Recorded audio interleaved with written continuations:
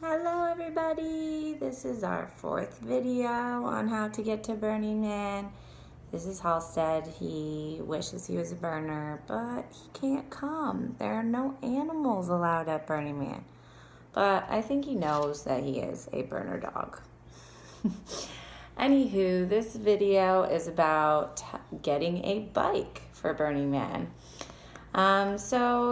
There's a lot of different options when it comes to this one. So I'm going to kind of start with what kind should you bring. So the best thought process behind this is related to the playa dust. So you're going to want a mountain bike or a beach cruiser. You are not going to want any bike that has very thin wheels because it will not do well out in the dust, and it's pretty bumpy out there. It's easy to pop a tire sometimes if they're not thick, so you're going to want to make sure that you're getting something that's better quality and bigger tires.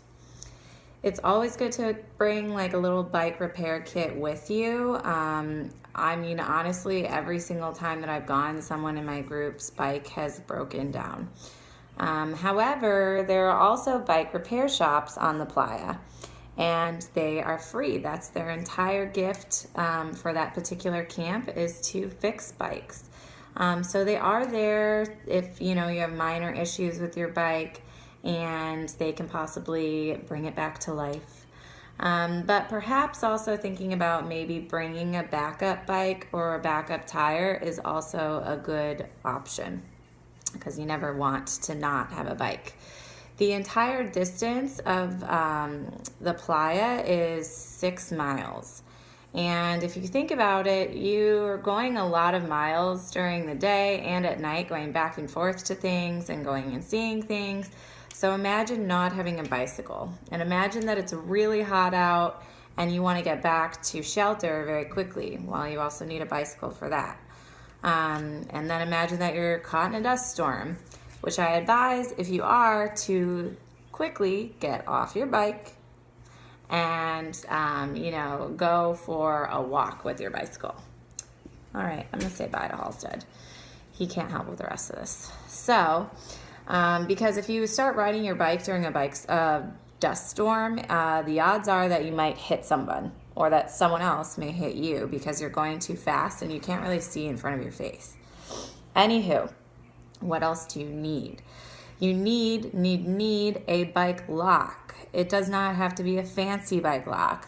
The motive behind the bike lock is not that somebody wants to steal your bike to keep it for the rest of their life, but rather that people, when they're on drugs, or when they get disoriented, or they just think that their bike is your bike because it's dark outside, or they can't really remember what their bike looks like, they may try to take your bike.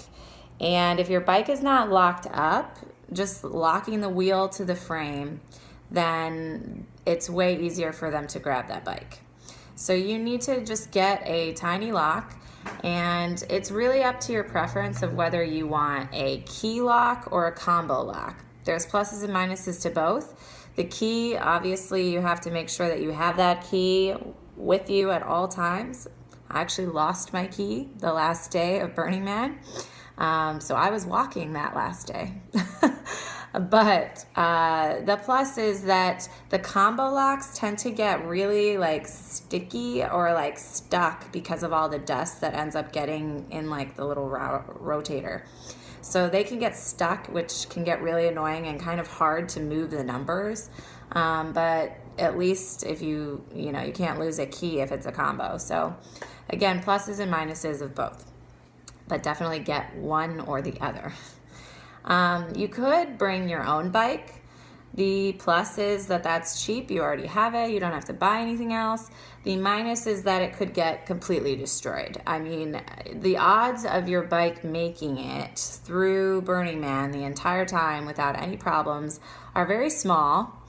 And even if it does make it back, it's going to be covered in playa dust, which takes an extremely long time to get off.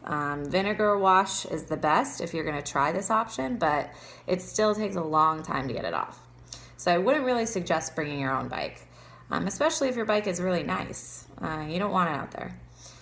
So where do you buy a bike? I wouldn't spend more than $40 unless you decide that you want to get fancy and get like an electric scooter or an electric bike or something like that, which does make it easier to get around. And I have been on them at Burning Man and they are amazing, but they cost a lot of money. So I don't suggest it. But if you're not going to do something like that, I wouldn't suggest spending more than $40 on a bicycle. Because again, the odds are that it's going to break, or you're not going to, something's going to go wrong and it's not going to be functional when you bring it back. So try Craigslist first and foremost, to try and find a bicycle. You can also try a number of apps, which I've found bikes on in the past, such as 5 Miles, Offer Up, or Let Go. All of them of which you can kind of haggle with the owner. And you can also try cheap bike shops if that's a possibility, or even at different police stations, they do auctions of bikes. I'm not sure how frequently, but that's how some people get their bikes pretty cheap, is through these police auctions. So you could always go to a police auction and just offer on a bike that's not, in great condition because you're going to be using it on the playa. So yeah, again, when you're looking for bikes, don't try to get a new bike. I mean, even if the seat is a little, screwed up or something, who cares, because it's going to get more screwed up out there. So, the cheaper the bike, the better, as long as it is functional. That's the one problem of trying to buy off of some of these apps, is that you're buying from an owner and they may or may not be honest with you, or you may get the bike and the tires are flat or the tubing needs to be replaced. So make sure that you're checking all of those things before you bring it to the playa, especially the tubing. That seems to be kind of the number one thing that's an issue. And possibly bringing some backup tubing for yourself as well, so that you can replace it if necessary. So you could also decide that you want to rent a bike in Reno on the way up. There are bike shops in Reno, and there's people even on the side of the roads trying to sell you bikes or rent you bikes. There's a place between Reno and Black Rock City where you can also rent bikes, and you'll be able to see it. It's right on the side of the road. There's a bunch of bicycles outside. So that's also an option, is to rent from one of them. There are also particular camps that will bring bikes for rent. I'm not sure of the names of them. I know at least with our camp that we had to have a certain number of people that wanted to do that for them to deliver them to our camp. But I'm not really sure about personally if you contact them before, that you may be able to ask for a bike and just grab it once you get there. So that could be an option too. I would suggest that you make sure you have a nice padded seat. It's a very bumpy ride in the playa, like I said, and you're going to want to make sure that your booty doesn't hurt too bad. So thinking about that, or adding padding if you can. You may want to also attach a tennis ball on the end of your kickstand so it doesn't sink when you're in particular areas where there's a lot of dust. And so that's also something that you should be possibly thinking about doing, just, popping it right onto your kickstand so that that doesn't happen. And try not to ride when it rains or right after it rains, because the dust literally turns into like this clay mud that it gets all over your shoes, it gets all over the wheels, it really screws up the bike. So, maybe just try to hang out for a few hours, or just walk places and avoid puddles with your shoes, because the bike does not do well in that particular circumstance. What else do you need? You need to attach lights. I don't think I've talked about this yet, but you don't want to be a darkwad. And what that means is that at night, people cannot see you. And so you need to be wearing some kind of lighting. And your bike also needs to have some kind of lighting on it. L-wire is the best. It comes in kind of a long string. It's got a little battery pack with 2 AA's that you need to also buy and make sure you bring with you. And you just attach it to your bike with duct tape. You just, you can make your own designs. You can look up how people have attached them in the past. You can use different colors. They usually come in packs of 5 different colors or 6 different colors. So you can be creative and make it look unique. And I would suggest also bringing some backups. Sometimes at the end of the trip, we had a few that just for whatever reason stopped working. And it's clearly not related to the battery because we didn't use it that much. But you're gonna maybe wanna bring just even one so that you have one for backup just in case. You may want to attach a basket. It doesn't have to be anything fancy, but it helps you carry things. You're gonna have water bottle, a cup possibly. You're gonna have maybe a bottle of liquor, whatever you might have that you wanna bring with you. And I have a basket that I can show you. This one was like $7 on Amazon, and it also lights up. So when you're bumping on your way to, a fun concert over at Camp ? People will be able to see you. I still suggest putting L wire on them because they don't always light up if you got that one.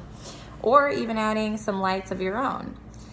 And you may want to also buy a bell because sometimes that can be helpful if people are walking or they're in front of you. Instead of yelling, hey, move, you can just click your little bell, and that can be really helpful too. I do want to suggest that you get creative with your bike. You don't have to do anything fancy. There's a lot of fancy bikes out there. If you want to do that, so be it. But as a first timer, I would just say, get a little fancy. Because the issue is that if something happens to your bike, you may not be using it for the rest of the time.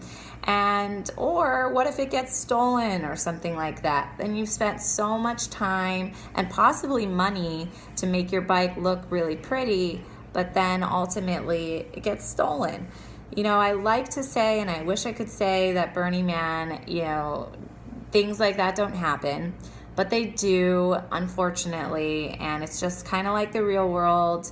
I don't think people are doing it to be mean, but they also are just trying to get where they need to go, and they're disoriented and kind of just take what they can get.